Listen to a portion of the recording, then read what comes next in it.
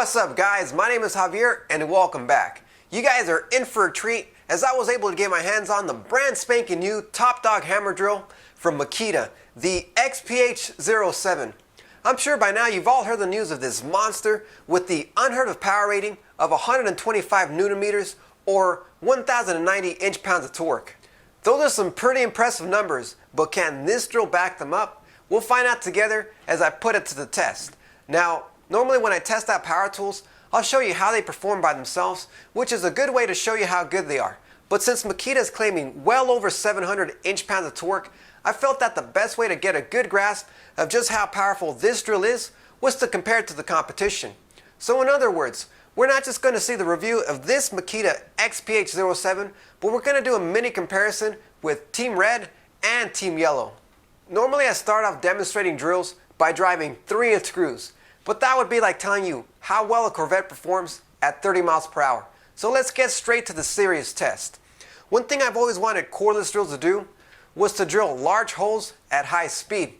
But since many types of large bits require high torque, I usually have to switch over to the low speed, high torque speed 1. If a drill is powerful enough to drill at high speed with a certain bit, I will usually go that route since not only is it faster, but the drill does most of the work and puts less strain on the user. So with that being said, I've been dying to know if this Makita XPH07 can handle larger bits on high speed. So for the first demonstration, we'll be using a Bosch 1-inch Spade bit. These have a threaded self-feed tip that pulls the bit as it drills. These are faster than regular Spade bits, but they require more torque to operate. Some drills I've tried can't drill these on high speed. So let's see how the Makita does. On the middle screen is Team Red, and on the right is Team Yellow for comparison purposes. Team Red and Yellow did great, but there were a few instances where the overload protection kicked in before the hole was done. But the Makita nailed it. Not only was it the fastest, but it didn't struggle at all.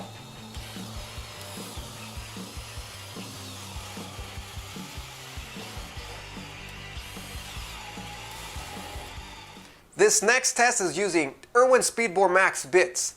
These are considered 3-fluted Spade bits with a self-feeding threaded tip, but they look more like Auger bits. These bits are fast, but they require plenty of torque. I used 1-inch Speedbore Max bits on this test, and of course we want to see how they all perform on high speed. They all did well on high speed. Team Yellow did well on speed 2, but the lower speed slowed it down. On speed 3 was able to do the hole from start to finish, but you could hear the motor slow down. Team Red did about the same at high speed. You could hear the motor slow down, and the Makita was the fastest of the bunch on high speed with the least amount of struggle. Now let's bump it up to 1¼ inch and see how they do on high speed. Team Red and Yellow didn't get anywhere on high speed. Team Yellow did better on speed 2, but after several attempts it gives up. The Makita was the only one that was able to finish the hole on high speed with the large bit, although the overload protection kicked in several times.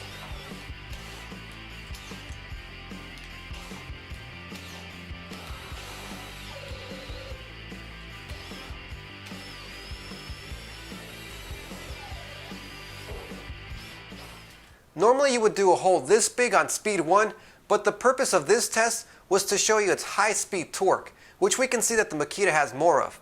And in case you're wondering, the other two drills can easily drill such a large bit, but only on the low speed 1.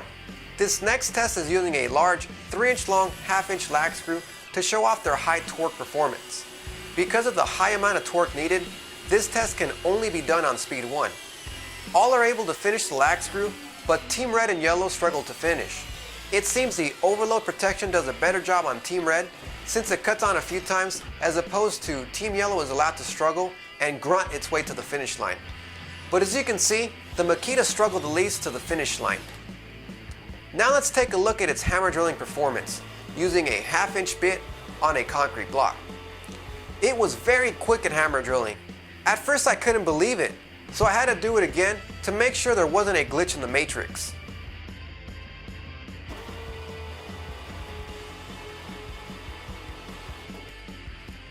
So I'm happy to see that the higher torque numbers are justified, as we can see that the Makita did better than the competition.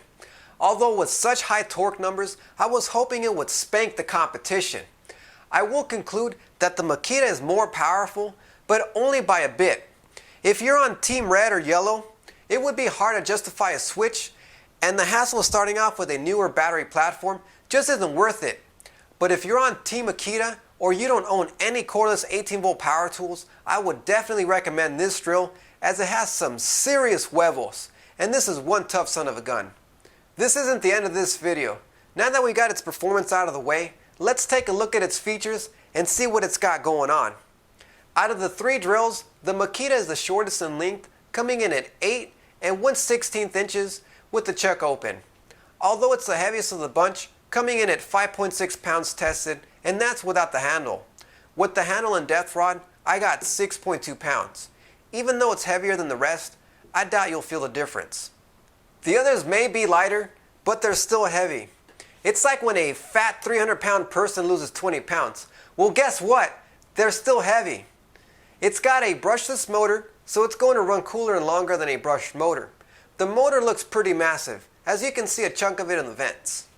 The balance and grip are great, just as you would expect. And right above the trigger is a dual LED design that stays on for 10 seconds after you press the trigger. It does a good job at illuminating dark areas, and it has less shadow than a single LED. It has the usual clutch selector ring and also a separate mode selector. I love this feature, as you can easily switch back and forth between drilling and driving without having to reset your torque settings. I'm sure that by now you've noticed the massive handle. Makita claims that you need a longer handle for more torque.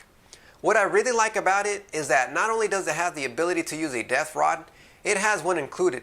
This is exactly what you guys need if you're doing repetitive hammer drilling so you don't over drill. I also like how Makita pays attention to detail. The design is very similar to the Red Team's handle, but it has a rail to keep it from spinning out of control and makes it easier to install. And just like Team Red, it can be positioned in only two positions, left and right in a right angle. It also uses a hex bolt like Team Yellow's handle, but has a snap ring to keep the bolt from slipping out. I really like the finishing touch of being made of a high density rubber around the handle instead of the typical plastic. Makita's batteries still don't have a fuel gauge on them. They're incredibly fast to charge, but are missing a way to tell you how much battery juice is left. Makita corrected this by adding a fuel gauge on the bottom of the handle of the drill. I would prefer on the battery pack itself, as it would make life easier when checking multiple batteries. But this is better than nothing, and I give Makita props for doing so. I wasn't able to test this, but according to Makita, this drill has extreme protection technology, part of their XBT line of tools, with improved dust and water resistance. So you can buy this hammer drill by itself as a Baretool, or you can buy it in a kit that includes two 4.0 amp hour batteries and the quick charger. These batteries charge fast at only 40 minutes, and it includes a plastic case to store everything inside. This model is known as the XPH07 here in the USA, and it's also known as the DHP481 in the UK. Makita also made the same drill without the hammer drilling function and the included depth rod, but otherwise has the same identical stats and performance, and that model is known as the XFD07 here in the USA and the DDF481 in the UK. Alright guys, I hope you enjoyed this video. Make sure to like this video, subscribe to my YouTube channel, and comment. Let me know what you guys think of this Makita high performance 18-volt brushless hammer drill. Also, don't forget to check me out on social media over at Google Plus and Facebook. Thanks for watching.